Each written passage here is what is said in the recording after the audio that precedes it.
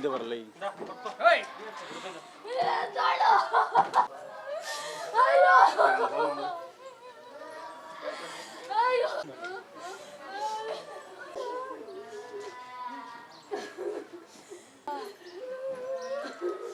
ಚಿಕ್ಕಬಳ್ಳಾಪುರ ಜಿಲ್ಲಾ ಪೊಲೀಸ್ ಇಲಾಖೆಯ ಸಶಸ್ತ್ರ ಮೀಸಲು ಪಡೆ ವಿಭಾಗದಲ್ಲಿ ಹೆಡ್ ಕಾನ್ಸ್ಟೇಬಲ್ ಆಗಿ ಕೆಲಸ ಮಾಡುತ್ತಿದ್ದ ನಾಗರಾಜ್ ಎಂಬುವವರು ಚಿಕ್ಕಬಳ್ಳಾಪುರ ನಗರದಲ್ಲಿರುವ ಪೊಲೀಸ್ ವಸತಿ ಗೃಹದಲ್ಲಿ ಮನೆಯಲ್ಲಿ ಯಾರೂ ಇಲ್ಲದಿರುವಾಗ ಮನೆಯ ಫ್ಯಾನ್ಗೆ ಸಾವಿನ ಕುಣಿಕೆ ಬಿಗಿದುಕೊಂಡು ಸಾವನ್ನಪ್ಪಿದ್ದಾರೆ.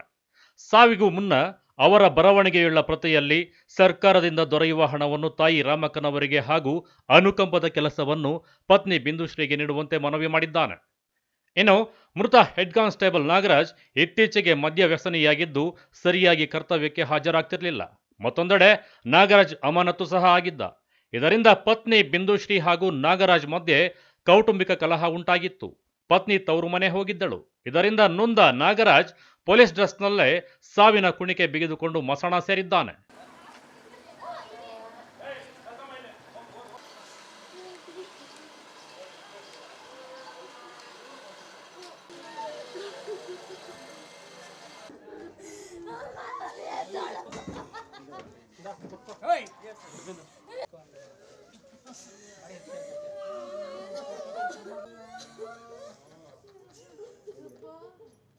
ಕುಡಿತಿದ್ರು, ಎಲ್ಲಂದರೆ ಅಲ್ಲಿ ಬಿದ್ದೋಗ್ತಿದ್ರು. ಲಿವರ್ ಜಾಂಡೀಸ್ ಇತ್ತು.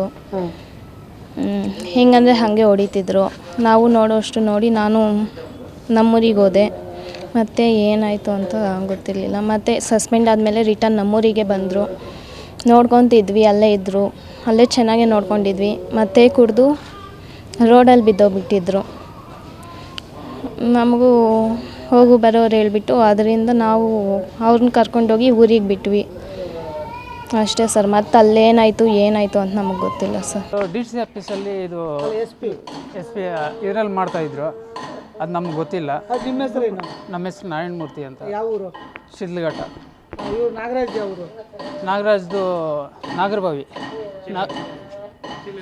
ಚೀನಹಳ್ಳಿ, ನಾಗರಬಾವಿ ಹತ್ರ.